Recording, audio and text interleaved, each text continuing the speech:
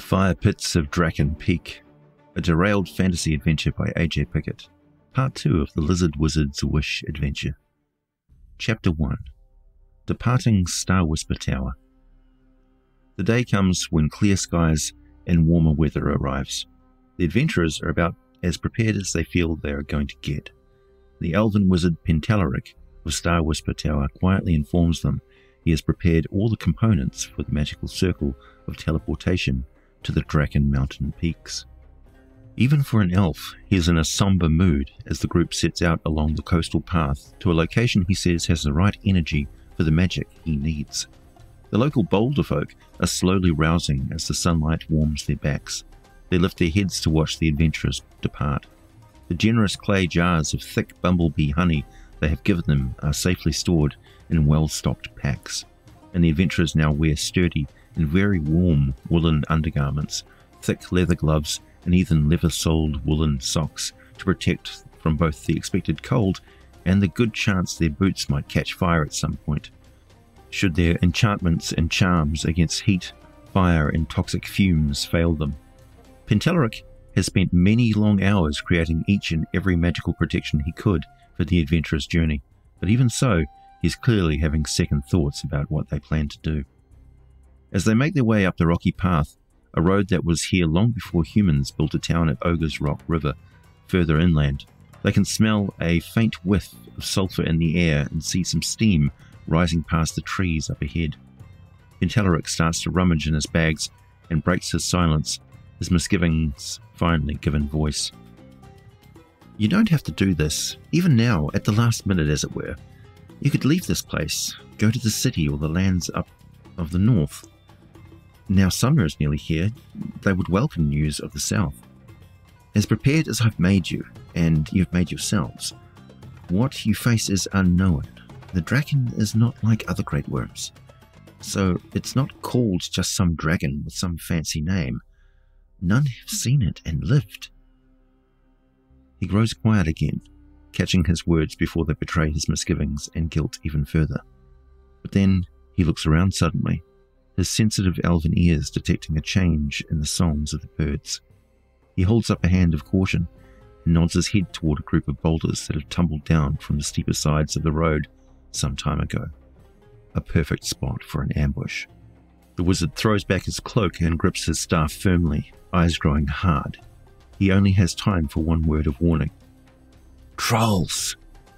The first sign of the attack is a barrage of hurled rocks. A lucky shot smacks right into Pickett's head with a sickening thunk. He goes down in a heap, thrashing his legs and clutching his skull. Lucky to be alive, but no longer any good to the adventurers in this fight. The trolls pop their heads up and scamper up onto the high ground they occupy, hooting and roaring. They're a diseased and warped bunch. They have formidable muscles, large fists, and jaws full of boar-like tusked teeth. These debased trolls have a taste for the roasted flesh of humanoids, and the blades and armor of the adventurers do not seem to concern them. As they pick up more rocks for a second barrage, there are puffs of sulphurous steam pluming out of the cracked rock face beside them. The rock slide has opened up a new vent this close to the steaming stream the wizard was leading them towards. The trolls breathe deeply from this noxious-smelling gas, their eyes gleaming with feral strength. Many of the exposed boulders have some sort of vividly green fungus growth across the surface. The stuff is sticky and slick. The trolls are wearing it like war paint, smeared thickly all over their skin. Notes. As the trolls fight, their severed limbs or deep wounds regenerate rapidly, creating a pulsing energy that rejuvenates other trolls adjacent to them, making it harder for the adventurers to weaken or defeat them if they allow the trolls to bunch up and attack as a mob. Pickett is stunned and incoherent during the fight. He'll move out of the way by crawling on his hands and knees, but can't stand and walk on his own right away. He will recover soon enough with a large lump on his head and a bleeding nose. If he has a moment to rest after the fight and is still near the boulders, he will discover that the green fungus has potent healing properties, stitching together wounds and soothing even severe burns in just a few minutes. He suggests filling a flask with the stuff. It will remain effective for a day or two if kept out of sunlight and not allowed to get stone cold. The trolls have nothing of value to the adventurers on their bodies and will regenerate from even mortal wounds eventually, unless their heads are severed and their bodies burned with flame or acid. Pentelric thinks they come back to life without memory of who they were and become little better than beasts, not that they were much more to begin with. He does show great interest in the swirling scar patterns that one of them has cut into his face and torso, though, and will seem to read these patterns like some sort of language. Up ahead, just before an old stone bridge that crosses a steaming geothermal stream, there is a small, clear area of flat rock where Pentelric will expertly craft a mystic circle, arranging copper and stone bowls of various ingredients, burning candles and incense, chanting the entire time as he draws in the natural power of the deep. The steaming waters will cool, and all the birds and insects will grow quiet as he gestures for the adventurers to enter the middle of the circle. The air inside it will seem colder, thinner, and they'll get a sense of vertigo as their ears pop with a sudden pressure drop. And then, as the circle flares with a deep crimson light, and the wizard's words seem to vibrate in their very bones, the world around them will fade away and back into focus again. They will have travelled hundreds of miles instantly, now a great height above sea level, near the volcanic peaks they have named after the legendary Drakken. They each have an enchanted pearl created by Pentelric, which, if smashed with a rock, axe, or hammer, will reverse the teleportation magic, compensating for their extra altitude by taking them directly to the wizard's tower, some distance from the magic circle by the steaming stream bridge. Chapter 2. The Bit of Orvindulg. As the landscape fades into view around the adventurers, they see an impressive vista of raw rock formations, black drifts of fine obsidian sands, coarse, hardy growths of tough alpine grass, and low clouds of steam that drift from countless geothermal vents. This hellscape of fire and stone is vastly different from the lush coastal forest they just stood in a moment ago. There is a lurch in their stomachs as their bodies adjust to the high altitude a bit further, and they take their first breaths of the thinner air. The adventurers are quite a distance from the lair of the Drakken. They stand further up around the vast wall which forms the lip of the volcano's massive blast crater. They are close to a marshy dip in the slope going down, and there are a series of hot pools that bubble and steam in the mid-morning sunlight. There are creatures in the shallow waters, now bleating and splashing as they run around, disturbed by the sudden appearance of the adventurers almost right on top of them. Some of the larger creatures, some sort of giant snub-nosed rats, start running right towards the interlopers, while the smaller ones run far into the deeper water. No sooner do they get their bearings than a massive black bear just wanders around a rock outcrop, stopping for a moment as it figures out what sort of creatures it is looking at, and then it rears up on its hind legs and lets out a mighty roar. This is a rare and enormous volcanic bear, adapted to life in one of the harshest environments. Its paws are padded with very thick leathery hide, and its fur is dense and thick with flame-proof oils. It will eat any living creature it can find, and will not stop its attack until it has disabled its prey and run off with a body to eat some distance away. Partway through this fight, the adventurers will be assisted by the skilled dwarven ranger, Orvindulg of the Hardster clan, and his dire boar mount named Stolid Murgle. He will hurl a couple of throwing axes at the bear and bring his boar around to block the vicious capybara from launching further attacks at the adventurers. He won't go into close combat with the bear, he's not crazy. The volcanic bear encounter can be enhanced by rolling 1d6 at the start of the round to determine a random event in the combat encounter. Number 1. A geyser. A geothermal geyser erupts unexpectedly, launching a powerful jet of scalding water into the air, potentially catching the bear or the adventurers off guard. An area of the encounter map will become an object, and the spaces adjacent to it will become rugged terrain. There may be a cloud of steam that obscures vision downwind from it. Number 2. The capybara swarm. A new wave of enraged capybara burst out of the caldera hot pools. The adventurers and the bear are caught in a swarm of territorial rodents who bite and can trip over adventurers by barging into their legs. Number 3. Unstable ground. The volcanic region's unstable terrain gives way beneath the bear's weight, causing it to sink partially into a hidden volcanic vent. This creates a momentary advantage for the adventurers. Number 4. Magnetic interference. The volcanic activity generates strong magnetic fields in the area. Metal weapons and armor may stick together suddenly, disrupting action and requiring strength checks to use them and move around normally. Number 5. Hot gas release. Noxious gases from the deeps burst up from hidden vents, hindering visibility and potentially affecting the combatants' breathing and stamina if standing right over a vent for a full round of the combat encounter. Number 6. Obsidian shard shower.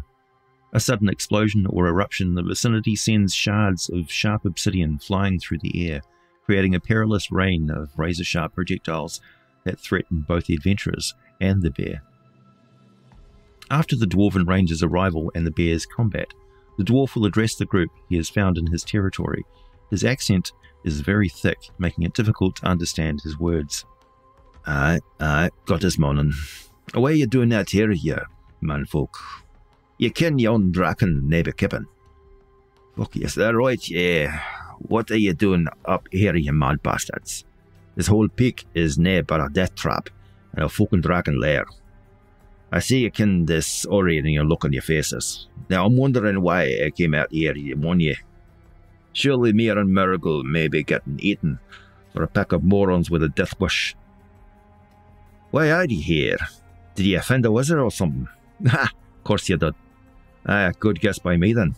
10 points for old Orvindulg the Halter and his trusty hog-stolid Murgle. Now, if you have a lack of sense, you go and turn around and sneak away like rock mice away you came from, and pray all ye gods nothing runs across you. Fuck it. You didn't have half a spell. Come soon down anyway. Alright, come with me and Murgle and me bit ye bampots. Come on. You now have time to chuck your bits out in the open round here, you dafty dovers. Those who figure out what he is saying can follow him back to his hideout, carved into the black rock of the caldera rim. There are other rangers here. Thankfully, they all speak the common tongue quite well and explain a bit about the local area and its many dangers. There is no way any of them can follow the adventurers into the central zone of the volcano, exclaiming that not even all the whiskers of the Allfather's beard could convince them it was worth their certain death. Foul dragon magic of the worst kind is powerful there. It is a cursed place, and none should enter. But, since the adventurers are following a noble and selfless quest, they can't stop them from trying. The dwarves are all from different clans who inhabit the mountains further east of Drakken Peak. The adventurers are welcome to use their well-concealed cave lodge to rest in safety should they need to later. Notes. The dwarves have a limited supply of dry salted meat, a couple of barrels of hardtack bread, and a barrel of rainwater, but they don't have any other supplies to sell or share. They do have some advice on the safest path to take to get to the fire pits, and they know which one the Drakken sleeps in. They also claim to have seen the Drakken from a distance. It is the most enormous dragon they have ever heard of. It's not like any other dragon they've ever seen, and when it roared, the whole mountain rumbled with it. They have a theory that it may actually be a dragon god. Occasionally, they see other big dragons flying around the top of the mountain. They don't know why. They've also seen big mountain giants near the fire pits, and they seem to be wearing chains. Again, they don't know why, and they don't really care. Dwarves are no friends to giants, at least not any mountain giants, though they will admit some of the rock folk are all right. The caldera capybara are edible, though they are extraordinarily gamey and stink of sulfur. They'll need to be soaked in brine for a few hours even to start tasting okay. And they are hard to cook as they seem to be very heat resistant, as you would expect. The dwarves who have been rangers on this mountain for a while all have lung problems. They cough a lot and have tired, very red and irritated eyes. They tend not to move around much, and the thin air is hard to breathe and leaves them tired. Even for their legendary fortitude, this environment is extreme, and they know immediately that the adventurers have been heavily enchanted. They warn the adventurers that if their magic fails closer to the fire pits, they will not survive for very long trying to breathe the poison air, and the heat will scorch their lungs anyway. So whatever means they have to escape, they should use it right away. One last detail the Dwarven Rangers suspect is that the steaming pools of hot spring water the capybara inhabit are much deeper than they appear, and actually old lava tubes that could lead directly to the fire pits the adventurers seek. However, the dwarves have no means to breathe water, and they say the hot springs are inhabited by some sort of water dragons, deep below the surface anyway. Chapter 3. The Fire Pits. 5 volcanic craters are in the center of the mega caldera at the top of Drakken Peak Mountain. Each has molten lava and billows hot plumes of toxic smoke into the sky constantly. The first is less active and further out from the center. This is home to a group of enslaved mountain giants, all weakened and miserable thanks to being chained up and cursed by dragon magic, which causes an unbreakable, irresistible urge to keep their gaze on the volcanic liquefied rock. They stare at it for hour after hour every day and night, barely getting any sleep. Eventually, it drives them insane, and they will run into the lava, burning themselves to death. The enchanted chains, forged by their own hands in exchange for brief respites from the dragon's curse, are unbreakable and can easily withstand any heat from the magma. Only the heat from the magical realm of fire itself will melt the metal links or the inferno breath the great Drakken itself. The Drakken captures fresh mountain giants whenever it needs replacements, though they are getting harder to find these days, as it takes so long for them to grow to full size. Eventually, it will turn its dreadful attention to smaller rock giants and even, perhaps, the gentle boulder folk. But giants are not their only servants. In the second fire pit, a colony of salamanders, beings native to the realm of fire, have carved a town into the rock walls around the lava lake. Their crater is only a short distance from a strangely glowing crater, and the light comes from a massive portal sphere set into the side of this calmer lake of rock. A dark crust sits atop of the lava, and over it are the massive, sweeping and unmistakable shapes of dragon runes. It seems the Drakken draws power from the portal somehow to fuel the deep, tremendous power of the volcano, keeping it just on the verge of erupting constantly. Looking closer down into the ritual crater, all around the mystical lava lake, thousands of dragon eggs of all different sizes are resting in small clusters, most buried a little in the black rubble, some soaking in acid pools, bubbling with corrosion. The salamanders have little to do and are also a miserable, vicious and cruel bunch. Their only amusement is to stage violent sporting events such as gladiatorial combat in carved-out arenas. The salamanders are large creatures, reptilian with a vaguely humanoid upper body but the lower half of a mighty serpent. They are skilled and quick fighters, armed with iron tridents and scimitars that glow red in the great heat of their territory. The salamanders are not at all comfortable in the freezing and oxygen-poisoned air of the world that they are now stranded on. They're also starving. The elemental creatures they hunt and eat are scarce in this territory. They can eat the meat of the capybara and can be negotiated with if the adventurers are willing to bring back an ample supply of them. Alive if possible, but dead is acceptable. They can provide all sorts of flame-proof gear and their own kind of weapons. They can also tell the adventurers how the Drakken is using the Fire Realm energy in its evil magic rituals, as they would dearly love to return to the realm of fire. Still, the Drakken's magic keeps the energy flowing only in one direction. The extensive collection of scaled and leathery dragon eggs are all alive and slowly growing in the crater, soaking up the portal's energy. The Drakken appears during the nights of the full moon, draws runes into the surface of the lava lake, and then takes one of the mature dragon eggs into its lair. Shortly after, the whole mountain rumbles with power and surges through the lava lakes, causing them to froth and spit great plumes of fire. The salamanders and mountain giants will tell the adventurers the same thing. The Drakken emerges from the crater on the other side of the portal sphere. It takes physical form, but in truth, the Drakken is a creature of pure power, a dragon spirit of a volcanic cataclysm that can manifest into a physical shape when it chooses to do so. They don't think it can actually be killed, no more than a mountain can anyway. Notes. The Drakken is a spirit that was once an ancient red dragon. It reached the end of its mortal life and became one with the raging heart of the volcano, giving up its physical existence. However, When the moon is full, it draws on necromantic power.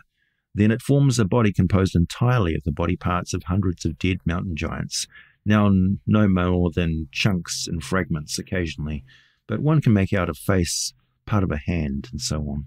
The adventurers could take many possible paths at this point in the adventure. Here are a few of them. 1. They could find a way to transport some salamanders from their crater to the Drakken's lair and ride them across the lake of lava to go inside and find out where the Drakken keeps the Water of Wishes. Number 2. They figure out that the eggs in the crater are arranged in a pattern. They open an egg, deal with the hatchling dragon, hide inside the egg and get transported by the Drakken into its lair. Shared madness, but possible. 3. Find a way to break the chains of the mountain giants, free them from their obsessive curse, and get transported to the Drakken's lair by the giants, hurling massive boulders into the lava until they form a bridge across it. Or perhaps the adventurers figure out how to land safely after being thrown clear across the lake of lava by the mighty mountain giants. 4. Investigating the lava tube hot springs, plants in the water fizz with oxygen. Chewing them slowly provides hours of breath underwater. There are dragons in the water, but they are actually giant seahorse creatures that can be captured, trained, and ridden like seahorses deep into the exotic, lush, scalding, and freaky flooded lava tubes, which lead directly to the Drakken's lair. 5. Wait until the full moon and the arrival of the Drakken, somehow hide in the ritual crater, and then sneak onto the Drakken itself. It is so large it might not even notice them and transport them into its lair. Players will undoubtedly develop even more outlandish schemes to get into the Drakken's lair. If they struggle to devise a plan, feel free to have the dwarven rangers, salamanders, or mountain giants suggest a plan to them, always with many misgivings and warnings. Remember, this is the first time anyone has ever gotten inside the Drakken's lair and lived to tell about it. Magic sight cannot reach into areas so strong in dragon magic, so nobody knows what's inside. Chapter 4. Into the Drakken's Lair. The night of the full moon arrives swiftly, and with it an ominous presence permeates the peak. The entire volcano trembles, shrouded in misty darkness and an eerie, otherworldly hue. The landscape becomes treacherous, making it even more challenging to navigate around lava pools, precipitous drops, and jagged rocks that seem to materialize out of the gloom. From the crater housing the Drakken, a haunting chorus of wails resonates through the air. Soon the colossal Drakken emerges. Or so it appears at first. It possesses the characteristic features of a mighty winged dragon, but it defies identification. A ghastly truth is revealed as it traverses over the molten lava, illuminated by jets of flames. The Drakken is not a living being, but a grotesque amalgamation of body parts from mountain giants and other dragons. Its internal structure consists of deep, red-glowing lava seeping through cracks and crevices in its charred, scaly hide. Though it possesses wings, they are too stunted to grant it the ability to fly. Its scales, limbs, and even its massive head are comprised of chunks of other creatures' remains, blackened flesh and bone. It becomes apparent that the Drakken's sustenance lies within the crater, where the dragon eggs reside. Seizing the opportunity, the adventurers may decide to infiltrate the Drakken's lair while it is absent. However, this task carries considerable risks. The intrepid heroes employ their chosen means to breach the lair and find themselves in an extraordinary alien environment. The chamber is illuminated by the refracted and scattered light from numerous massive red crystals, some weighing several tons. The rippled black floor, a thin sheet of cooled lava, harbors concealed hazards. A misplaced step could lead to sharp spikes nestled within crystal geodes. The air is toxic, a miasma of fumes where flames extinguish rapidly due to the scarcity of oxygen. Yet the searing heat from the lava is intense enough to cause any exposed metal to glow, melt glass gradually, and reduce organic matter to ash within minutes. The Drakken's inner sanctum is unlike any other dragon lair. It is a vast open space with several levels and rivers of liquid rock. There are pools of the stuff formed in the great round pockmarked holes in the rock and bubbling away like huge cauldrons or spa pools filled with lava. Many objects are heaped up in piles under the surface. These are the charred and melted remains of hundreds of magical weapons, suits of armor, and the like. The Drakken once collected these things, but progressed to feeding them directly into the volcano, using their sacrificed magic to sustain it at first. On the most prominent platform, deepest into the lair, it seems almost like an ancient dwarven cathedral, but was carved out of a natural lava chamber eons ago by strange and long-lost creatures. In some places, a magnetic field causes metallic rocks to float just above the ground, and the walls run with many rivulets of melted silver and gold, which pool around the platform's edges. Any water or other cooling effect that touches these little streams will cause an explosive reaction, with molten metal droplets splashing over a wide area like a grenade. Amidst this hazardous terrain, a colossal crystal goblet captures the adventurer's attention, as it seems like all this volcanic heat and power is spiraling out around it. There is a pulsing vortex and magic here, and the goblet is the very heart of it. Curiously, it contains what appears to be water, defying the scorching heat that should evaporate it instantly. This is the fabled magical wishing water. Surrounding the goblet are hundreds of dragon hatchling skulls, ranging from ancient and brittle to disturbingly fresh. It becomes evident that the wishing water is derived from the heads of newborn dragons. Just as the players reach this point in the lair, the Drakken returns, clutching a struggling dragon hatchling by its soft neck and its massive clawed hand. It heads directly towards the crystal goblet, increasing the likelihood of spotting any unwary adventurers. Fortunately, the Drakken lacks a keen sense of smell and possesses limited hearing, as expected from a creature residing within an active volcano. Also, as the Drakken nears, the hundreds of skulls strewn across the floor stir, rising several feet into the air. Their eye sockets flare with dim, eerie green glow as they emit a mournful wail. A tangible sense of malevolence emanates from them, enveloping the area in a ghostly aura. The skulls drift slowly, swirling and gravitating towards any living creatures that come into close proximity. They will cause no damage, but get in the way, hampering movement, perhaps even tripping an adventurer over and drifting towards even a well-concealed living being who stays too close to them. Remarkably, the Drakken seems oblivious to the presence of these haunted skulls unless they start to cluster around something. The lair itself possesses additional perils. The Drakken wields the power to manipulate the terrain, causing it to split apart and forcing the adventurers to scatter. Enormous crystals jut out from the surroundings, adding to the imminent dangers, as many are unstable and cracked from the Drakken's activities. There is a chance they may topple over and crush anyone who fails to dodge out of their way. The degradation of the items slowly dissolving in the lava pools often releases wild magic, further complicating the situation. Low light and the great shadow the Drakken casts significantly hamper visibility. Whatever made these ancient ruins has left nothing much but a few structures, some alcoves and uneven steps carved out of the rock. There doesn't seem to be much rhyme or reason behind the layout, and the steps can be difficult to traverse without the adventurers keeping a close eye on their footing. A misstep, turned ankle, and the adventurers could trip face first into a crevice or a pool of sticky lava quite quickly. With these formidable challenges before them, the adventurers must demonstrate courage, resourcefulness, and resilience to navigate the Drakken's lair and escape before it crushes them with its massive body and rips them apart with its mighty claws and fangs. Notes: the magic vortex at the heart of the Drakken lair prevents any outside magic from reaching in or out of there. Teleportation and divination magic either will not work or is critically disrupted, causing wild and random effects. If the adventurers try to activate their teleportation pearls, they will not break apart, preventing them from wasting their magic. The wise Pentelaric put this in place just in case of such a problem.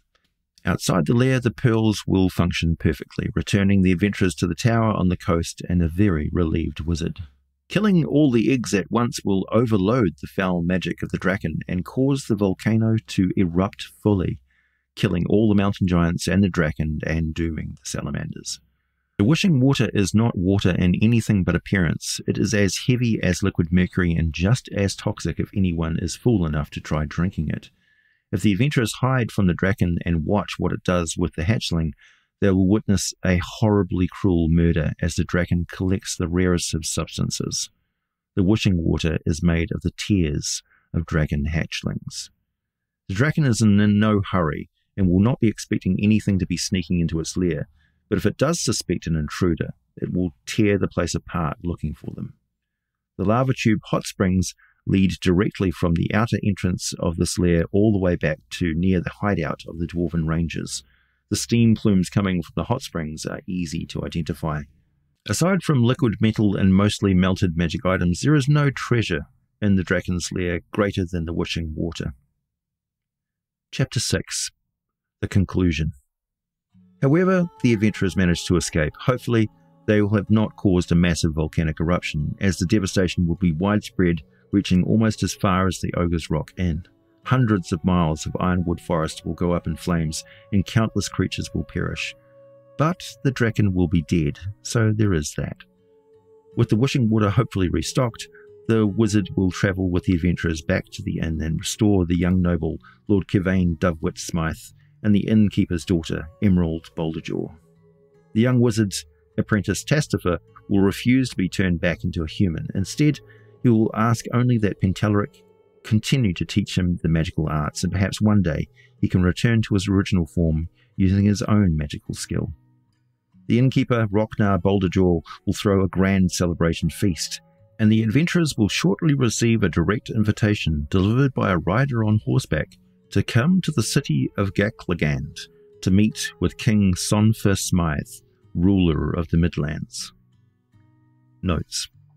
Throughout this adventure, the player characters are all enchanted to be totally immune to the damaging effects of fire and heat. They are also resistant to toxic fumes and poisons, so they can't get drunk on dwarven alcohol, and you will see that poisons, toxins, and venoms are not featured in the adventure for this reason. These are the result of the wizard Pentalaric's potent enchantments placed on the adventurers, so be very clear that any effect which dispels magic could have a nearly instant fatal consequence in the toxic and very volcanic environment of Drakken Peak. At some points, the adventurers will be wading through actual liquefied rock. When exposed to a tremendous heat, such as the breath of the Drakken or the touch of lava, a sparkle of magical energy will appear, surrounding and protecting the adventurers, which you may wish to mention to remind them that, without it, they would be piles of charcoal and melted metal in mere moments. Drakken Peak is at high altitude, so water boils at lower temperature and the air is thin, making it harder to breathe and causing fatigue to set in faster and take longer to recover from.